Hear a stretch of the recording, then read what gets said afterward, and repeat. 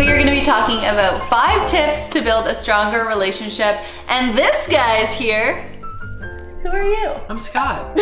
I'm your boyfriend, I hope. It's true. Okay. This is my boyfriend, Scott. And he also has a channel, which I will link up below. But I brought Scott on here because we've been talking about relationships a little bit. And I was like, how else do you get credibility other than bringing in your own relationship? So we're actually up north right now, and on the drive up north, we were like, okay, let's come up with 5 key things that we think are important in like a strong foundation of a relationship. Yeah, so we want to discuss those with you guys today. I'm going to link up all of our social media below so you can follow along with our journey as we go through it. But I think it's time to get to this video.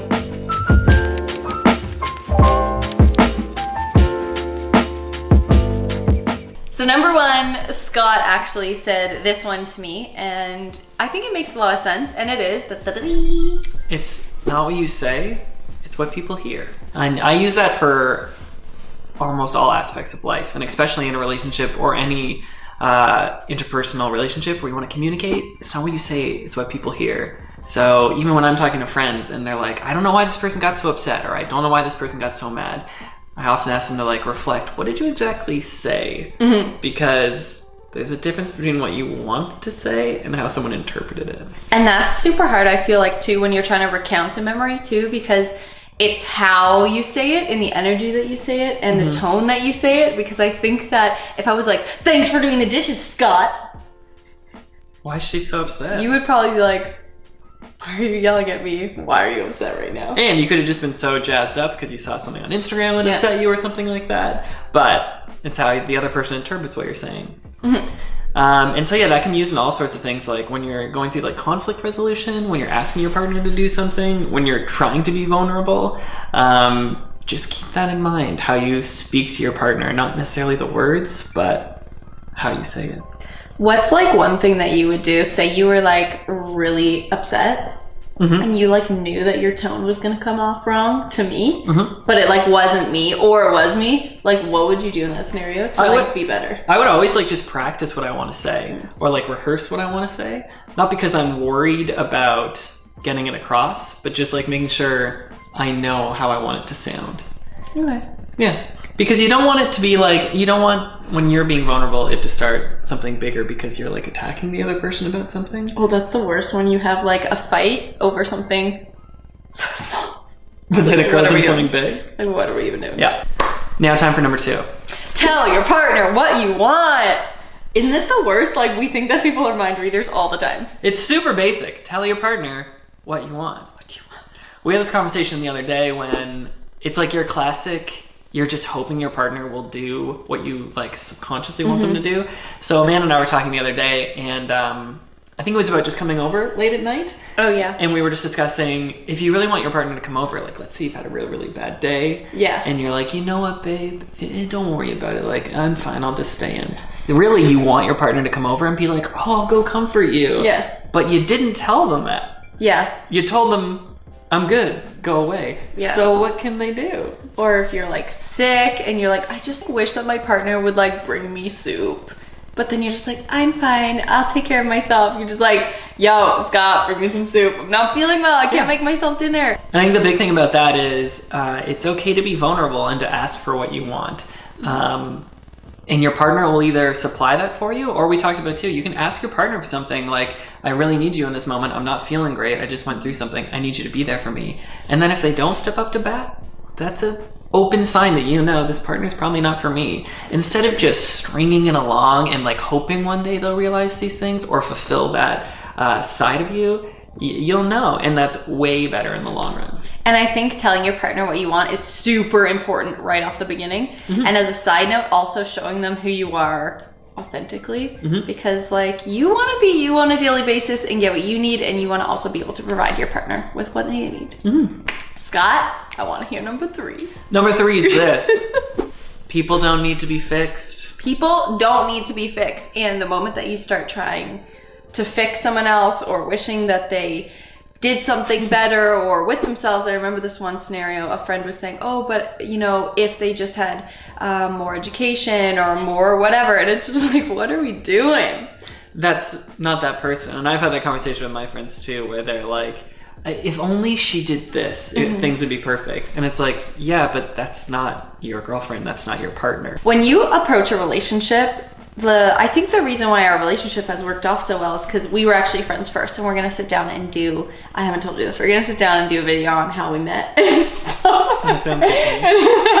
And how our relationship kind of like came to be. But you need to be ready to approach a new relationship. If you recently ended one, or you are approaching to start a new one, you have to know that you are a whole person. You have to feel whole as yourself. And I remember a scenario that a friend was telling me how she knew that her partner was going through a lot of stuff mentally, and he had to work on that. And she said to me, which I knew was such a healthy part of even communication between her partners, she was like, I know that's not a me thing, and he has to work on that on his own. And I said to him, I'll be there for him when he needs me, but at the end of the day, he needs to work on that, because that's a personal thing, and we can't fix, she knew that she couldn't fix him. He had to work on fixing those things internally himself.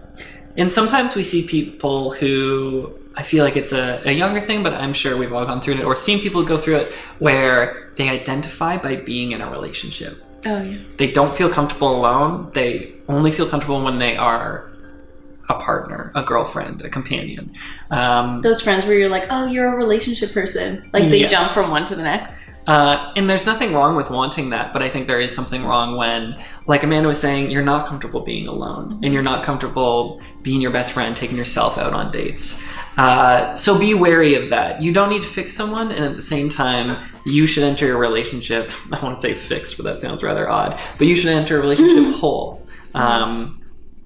Or knowing that I don't need a partner to complete me. And no one needs to fix you either. Like at the end of the day, you are you. That is your power. And if you feel that someone is trying to change you, that may be a sign of toxic love versus healthy love. For sure. Yeah, definitely. Amanda, what's number 4? Hit him with number 4. Okay, being able to let go after a fight is settled.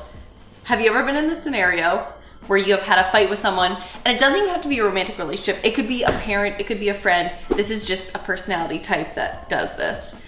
Is you have a fight or a disagreement, and then you settle that fight or disagreement. It's done. And then it gets brought up like a month later.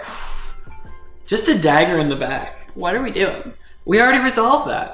Why do we need to bring that back up? Yeah. Yeah, that's like, it's like rude and like inconsiderate, you know? Because yeah, don't drag up the past. Once something's settled and done, let it go. Don't use things as weapons. You know, like hiding something for ammunition later. Exactly. That's brutal. Or like clinging on to it. Well, do you remember that time that you bailed on me at the party and you said you weren't, but you did? Like, well, we talked about that. I thought that was done. I thought we were over.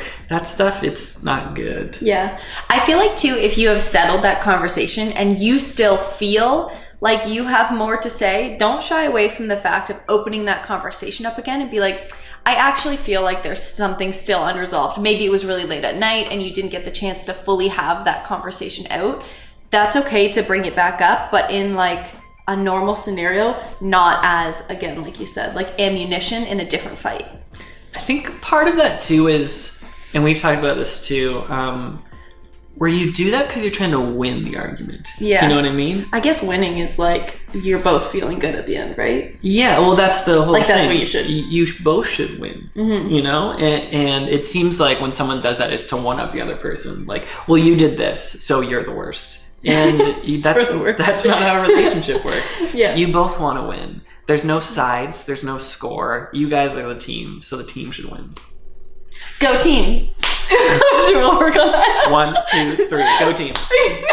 Never again. No, come back. You're out of focus now. I get it. I got number 5. Okay. Number 5. Having big conversations before they come up. By what do you mean, Scott? Let me tell you a little bit about that. The idea is when you have big conversations, especially, let's say, in the beginnings of a relationship. Now, I'm not talking your first date. You're like, what do you want to name our children? Too much. Bye. But in the beginnings of your relationship, when you're setting that foundation, maybe after a couple months, you can have some of these big conversations so that it doesn't blindside you. So you could just casually ask like, hey, are you interested in having children one day? Because what if you figure that out or have that conversation down the road and the answer isn't what you want? And like Scott and I aren't therapists or counselors, but these are just things that we were talking about while driving up to the cottage. And this is one of the things I was telling him this story about, a story that I had read a really long time back. I think it was honestly one of those things that came up on my Facebook feed. But it was about a couple where the husband, now in this scenario, he would pick up his wife, then they were just dating, between classes, and they would walk between classes together, and they just said we would just talk about everything. We would talk about our dreams down the road, whether we wanted to have kids, you know, what our dream house looked like, and all those types of things. You know, if we're close to family kind of people or more we like keeping to ourselves. They kept all of those conversations on the table like it wasn't a weird thing. Like by me saying, Scott, I want to have kids like someday, he's not like, oh God, she wants to have kids tomorrow. Like, of course not. But I mean, having those big conversations before they come up, it's like, it shouldn't be a secret. And there's nothing wrong with having that conversation, and your partner doesn't necessarily have a direct answer right away. And you don't have to pressure them or rush them, but it is something that you know, okay, they're undecided about this, or they haven't made up their mind about this. It's just something for you to know internally so that down the road, it doesn't surprise you and it doesn't become a very, very big deal. Yeah, and compromise within a relationship is a big thing too. But when it comes down to those huge conversations, kids, where you want to live, you know, what you see yourself doing. Finances, we were talking about Finances is a huge one. Like, are you a saver? Are you someone who pays off your credit card right away? Or does that not really bother you a lot?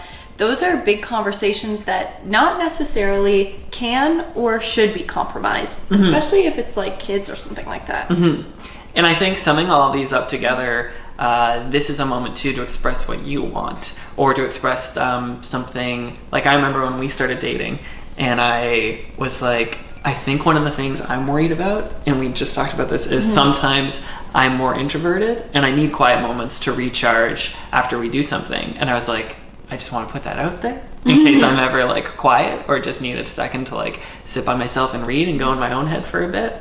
And you were like, great, that's totally fine. And isn't that funny that that gave you like a bit of an anxiety that would, but as soon as you communicate that, it's like, of course. And I'll be honest with you, I felt insecure saying it. I felt a little scared bringing it up because that's okay. Because of course you're a little worried how your partner will receive some sort of insecurity of yours. But that didn't stop me from doing it because I want this to last.